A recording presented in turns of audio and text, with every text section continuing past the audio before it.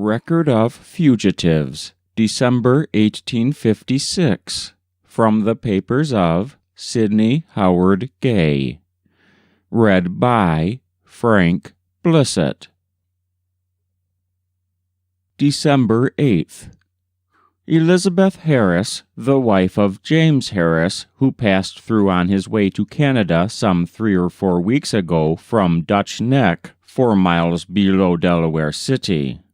The slave of William Bennett, a farmer, 25 years of age, a common servant round the house.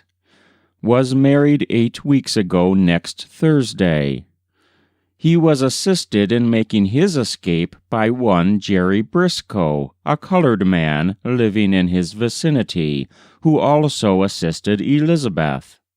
She started 10 days ago today and is now on her way to meet him in St. Catharines, Canada. Paid $1. December 29th. One man, Andrew Jackson, alias Henry Johnson, the property of Thomas Palmer of Cecil County, Maryland, farmer. One of 3 boys and 4 men owned by him. Started 3 weeks today. Has worked for several persons on the road. He was assisted by a white man of the name of James Thompson, who piloted him some 4 or 5 miles on the road, only charging him 25 cents for his trouble. Leaves no family nor relatives but a cousin. Age about 23 or 25. To Canada via Albany. Got of Mr. Gay $2. December 29th.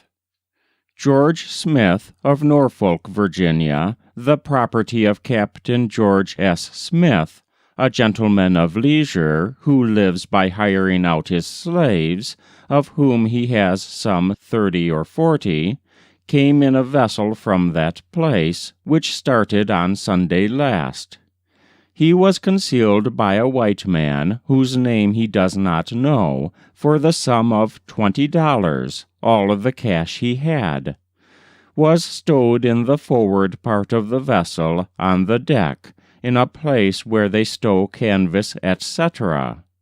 Was 4 days on the passage, during which time he was cared for by this man. His wife and child had been sold by his master to a party in Wilmington, North Carolina, besides having been subjected to a good deal of hard usage, and these were the reasons for his leaving. George is 32 years old. He wants to find employment in the vicinity of New York for the winter. Gave him $1.25 and sent him on his way to find employment. December 30th. 2 men per steamer Augusta from Savannah on the 27th. Albert McKeely, the older of the 2 and the leader, was the slave of Angelo Hull of Charleston, South Carolina, a tailor by trade, who is also the owner of 4 other persons, who is doing business at 133 Meeting Street. Albert has once before attempted to escape from slavery, but was not successful.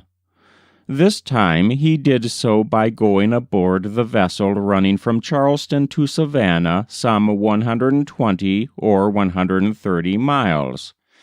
Which he did by disguising himself as a Spaniard by wearing a wig and a different suit from his usual wear, and when arrived in Savannah, he enjoyed the largest liberty as a foreigner unacquainted with the rules of the place, such as smoking cigars.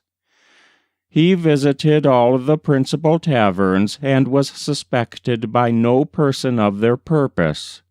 He had arranged with a chum working in the shop with him to go gunning in the country during Christmas week, which afforded him an opportunity to escape.